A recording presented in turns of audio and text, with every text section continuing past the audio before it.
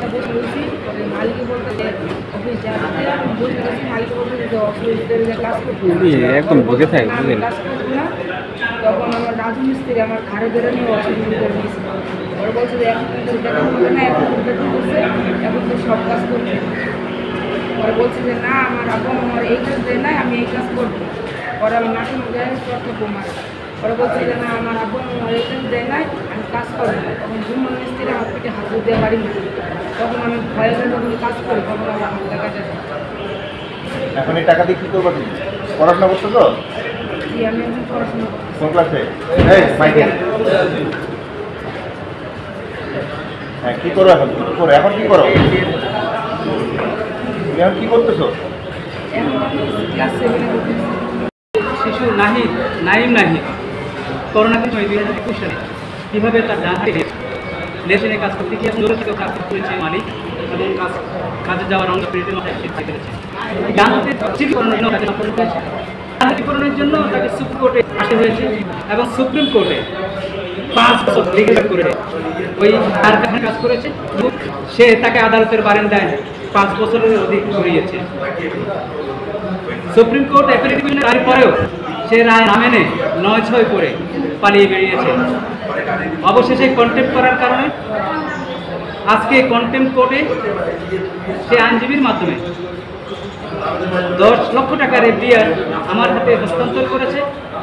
Court তখন বলেছে যে বাকি টাকা, আমরা বলেছি বাকি টাকা না দিলে, কারণ হাইকোর্টের আদেশ ছিল 2টা এফডিআরে হবে 15 লাখ এবং সেটা সে এখন তুলতে পারবে না, তার গার্ডিয়ান তুলতে পারবে না। এই টাকার কাস্টোডিয়ান হবে এফডি, সে 18 বছর হলেও তখন চলে যাবে।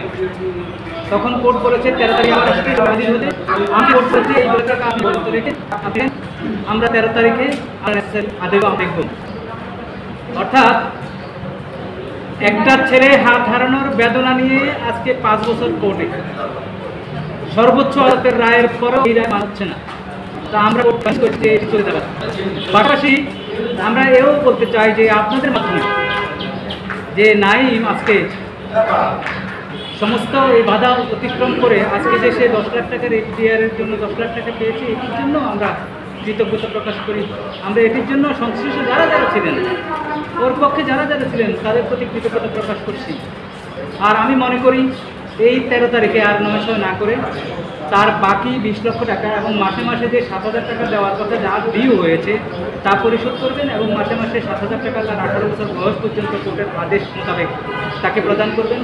প্রদান করে অ্যাটলিস্ট বাংলাদেশে একটি এক্সাম্পল স্থাপিত হবে, যাতে কোনো শিশু আর কোনো কেউ জোর করে শ্রমিক বানাতে না পারে, জোর করে কাজে নিয়োগ করে তার যাতে অঙ্গহানি না ঘটে, তার যাতে স্বাস্থ্যহানি না ঘটে, তার যাতে মানসিক বিকাশে ক্ষতিগ্রস্ত না হয়, অর্থাৎ শিশু শ্রম ভয়ঙ্কর কাজে যাতে আর নিয়োজিত না হয়, সেটি হবে এই রায়ের মাধ্যমে, রায়ের এক্সিকিউশনের মাধ্যমে, টাকা আদায়ের মাধ্যমে একটি লেসন সবার প্রতি। সবাইকে ধন্যবাদ। আপনি একটি ঘটনা বলেন যে কী হয়েছিল? প্রথম তো 2021 সালে আমি শুরুতেই বলেছি যে ওকে জোর করে 10 বছরের বাচ্চা জোর করে, তখন শ্রমিক যখন চলে গেছে কারখানা থেকে, ওনার জাহাজ ভাঙার কারখানা বৈরবে মালিক ইয়াকুবের, তাকে জোর করে হাতুড়ি পেটা করে লেথ মেশিনে কাজ করতে দিল। সে বলছে আমি এটা জানি না, কাজ করবো না। বাদ ধরে করতে যাওয়ার সাথে সাথে সে তো জানে না তার ডান হাতটা, এই যে ডান হাত, এই ডান হাতটা নিয়ে যায়। তখন তার বছর সে চিকিৎসার জন্য আদালতের দ্বারস্থ হতে হয়েছে। আদালতের নির্দেশে তার চিকিৎসা হয়েছে। এরপর তো খোঁজ খবর নেই। এবং বাংলাদেশের সবচেয়ে হাইপেড লয়ার ইয়াকুব নিয়োগ করে 21 সাল থেকে 24 সাল পর্যন্ত হাইকোর্টের রায়ের আগ পর্যন্ত এই মামলাটা ঘুরিয়েছে, দিনের পর দিন সময় নিয়েছে।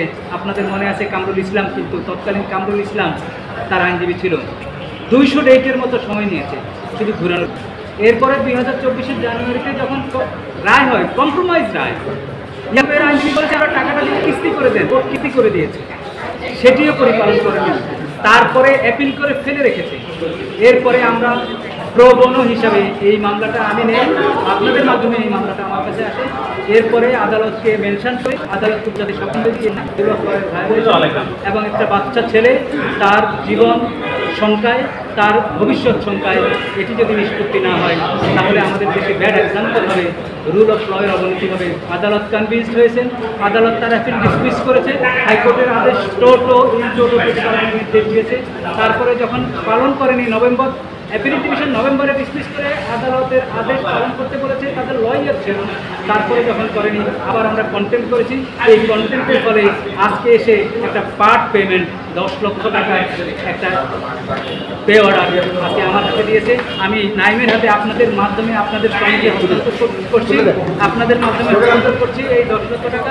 আর 13 তারিখে কিন্তু আদালত বলছে, 13 তারিখে আদালত বলছে ইয়াকুবকে কারখানার মালিককে সশরীরে আদালতে হাজির হতে, এবং সেদিন ওনারা নেসেসারি আদেশ দেবেন এবং আমি আশা করি সেদিন বাকি টাকা নিয়ে এই কারখানা আদালতের রায়ের প্রতি শ্রদ্ধাশীল হবে। Otherwise consequence will be follow.